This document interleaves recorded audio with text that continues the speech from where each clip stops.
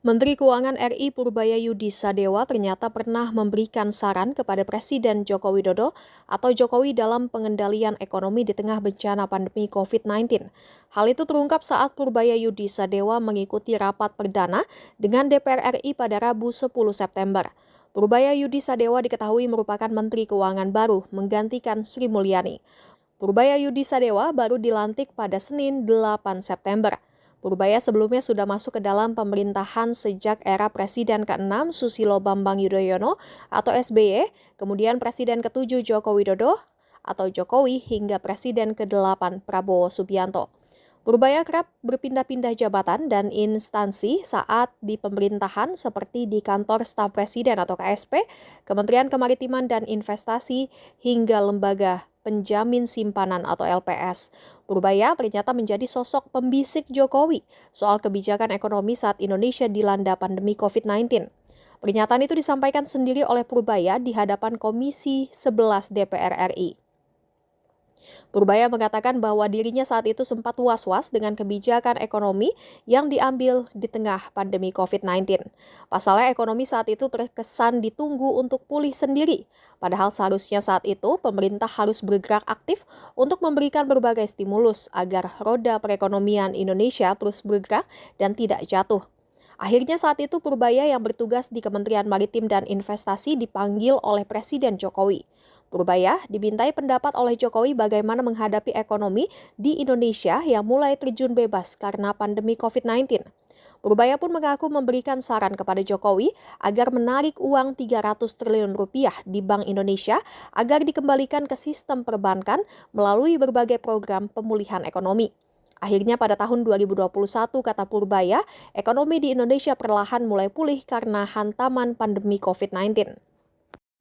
Kondisinya sama, kebijakan sedang ketat.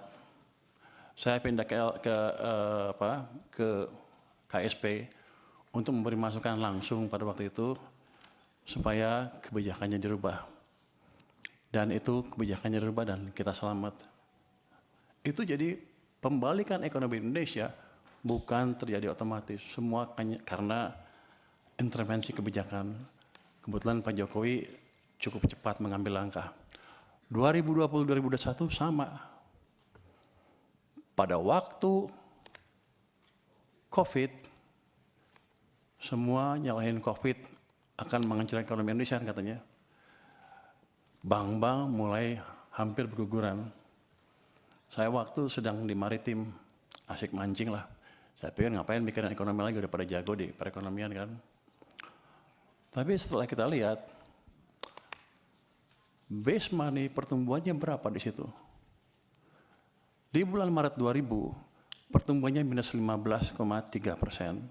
Minus, artinya ekonomi sedang dicekek padahal bunganya diturunkan. Ini salah kebijakan kita lagi. Jadi ekonominya turun, hampir hancur. Saya dipanggil ke istana, gimana? Ya udah Pak, dibalikin lagi aja. Gimana caranya? Ya udah, BI suruh kurangin penyerapannya ke sistem. Siapa lagi? Tambah uang ke sistem dari sisi fiskal juga Pak. Gimana caranya? Bapak punya uang kebanyakan di Bank Sentral, waktu itu ada 500 triliun, 529 triliun, balikin ke sistem. Di bulan Maret 2021, Mei 2021, dipindahkan uang besar 300 triliun dari BI ke sistem perbankan. Laju pertumbuhan uang naik lagi dari minus ke double digit 11, terus dijaga oleh Bank Sentral juga di atas 20%. Itu yang menyelamatkan ekonomi kita. Nah, saya pikir juga lupa subscribe ya.